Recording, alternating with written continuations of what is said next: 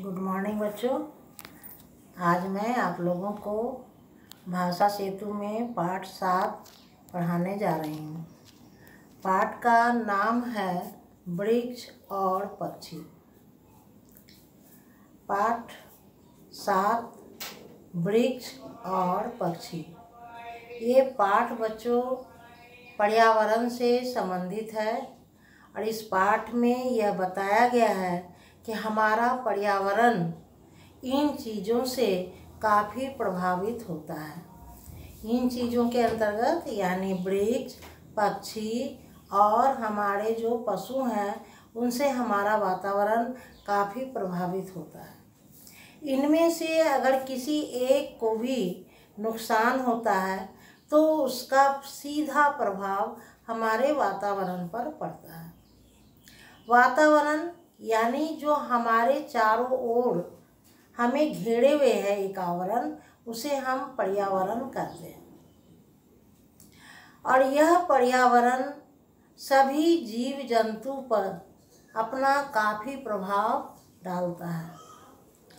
पर्यावरण का हमारे जीव जंतुओं पर काफ़ी प्रभाव पड़ता है और इस पर्यावरण को स्वस्थ बनाने में वृक्ष, पशु और पक्षी का काफ़ी योगदान होता है। इस पाठ में इन्हीं बातों की चर्चा की गई है। आइए हम लोग इस पाठ को पढ़ करके समझने का प्रयास करते हैं। इस पाठ को पढ़ाने से पहले मैं आप लोगों को पढ़ाई थी पाठ 6। पाठ का नाम था डॉक्टर भीमराव अंबेडकर। भीमराव अंबेडकर के बारे में मैं बताई थी कि भीमराव अंबेडकर कौन थे और उन्होंने कैसा कैसा कार्य किया और किस प्रकार अपने जीवन को एक ऊंचाई तक पहुंचाया। तो थोड़ा सा मैं उनके बारे में फिर से बता रही हूँ आप लोगों को कि डॉक्टर भीमराव अंबेडकर का जन्म एक अछूत समझे जाने वाले परिवार में हुआ था। उस समय हमारे समाज का जो प्रभाव था वो बहुत ही दूषित था।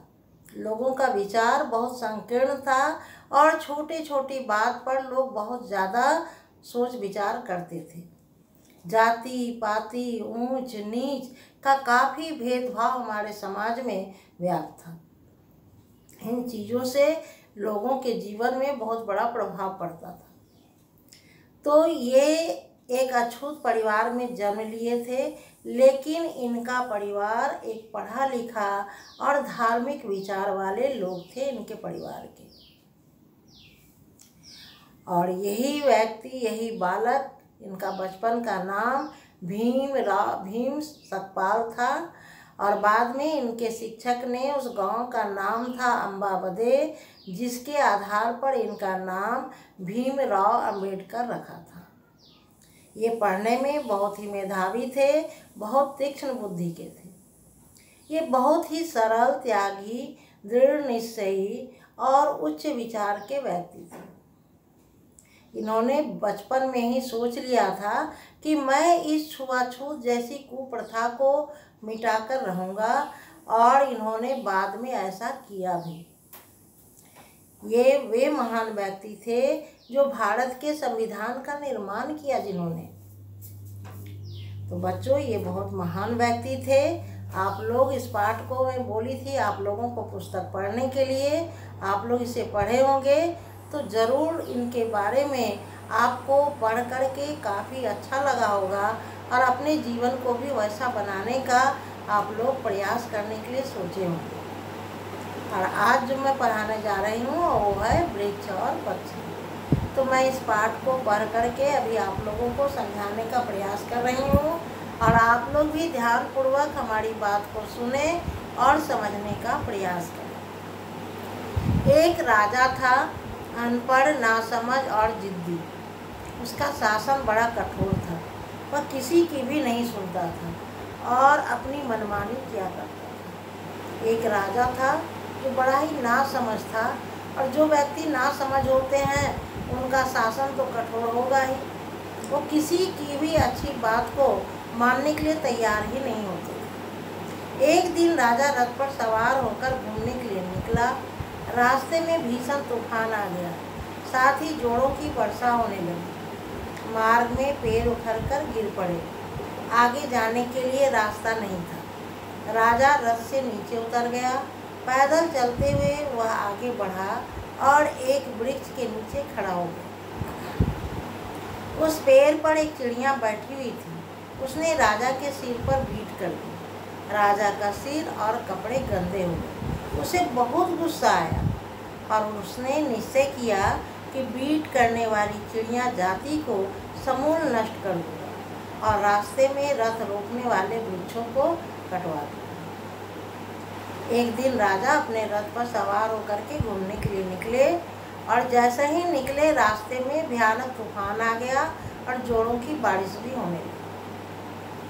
एक विशाल वृक्ष गिरकर रास्ते को रोक लिया।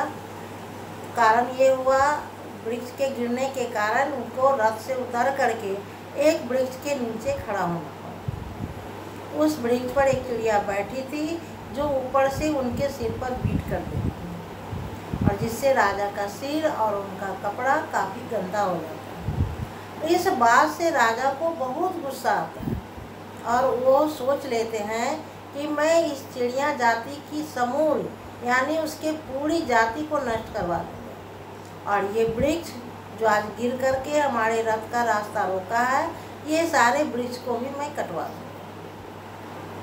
अब ऐसा बात उन्होंने सोच लिए।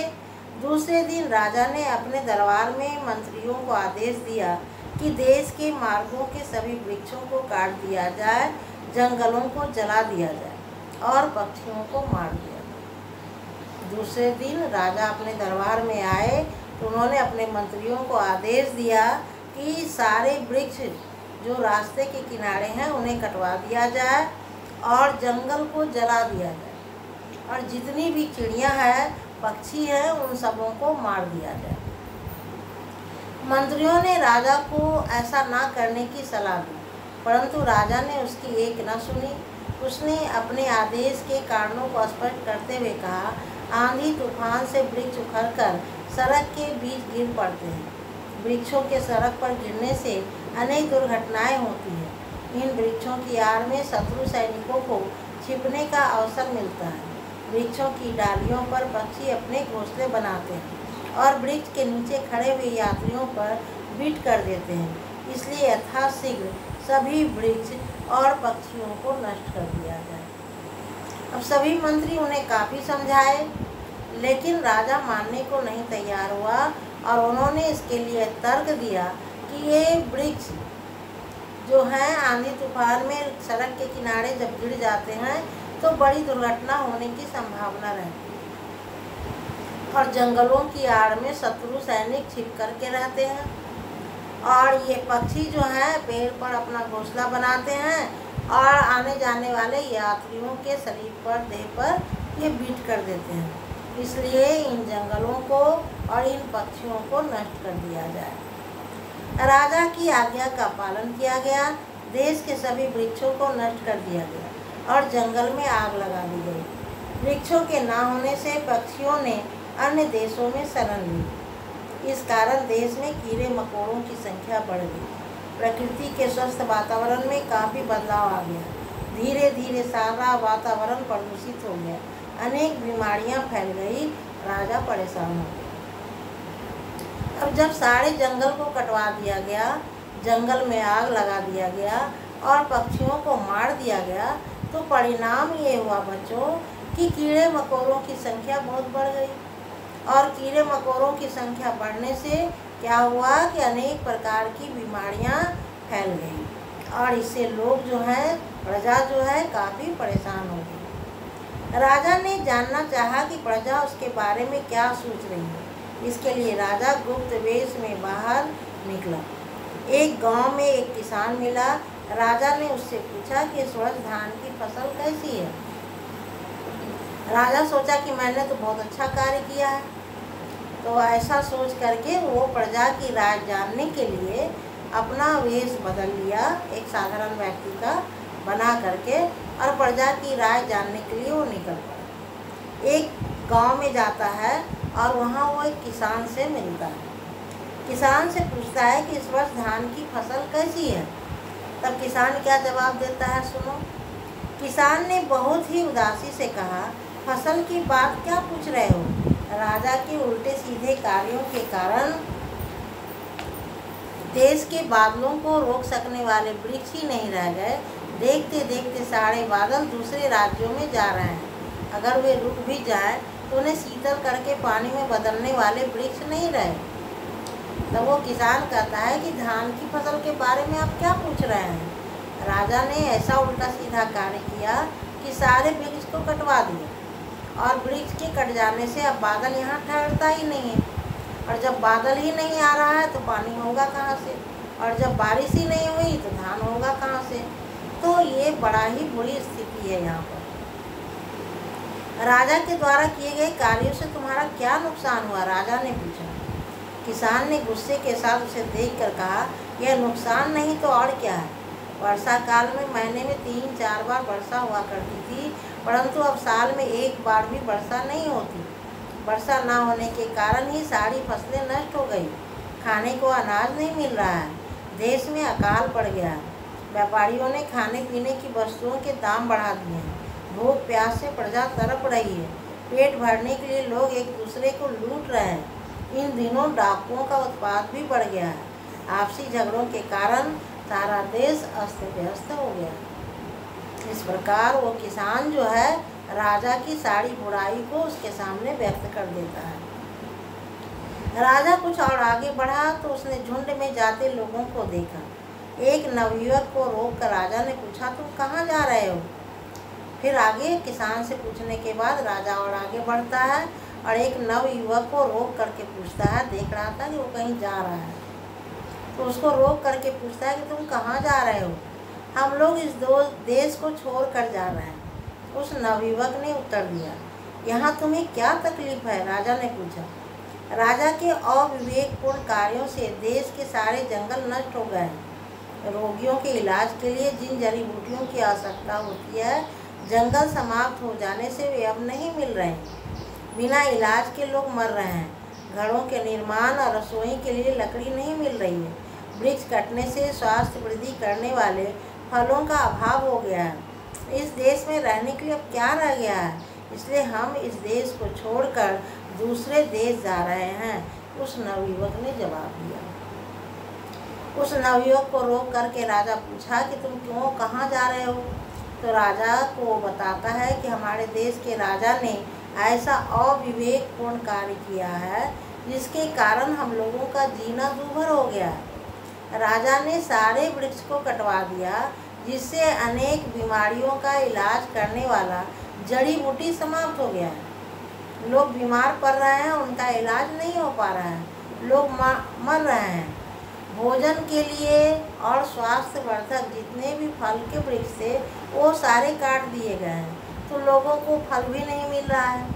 फर्नीचर बनाने के लिए या जलावन के लिए अब लोगों को लकड़ियां नहीं मिल रही हैं।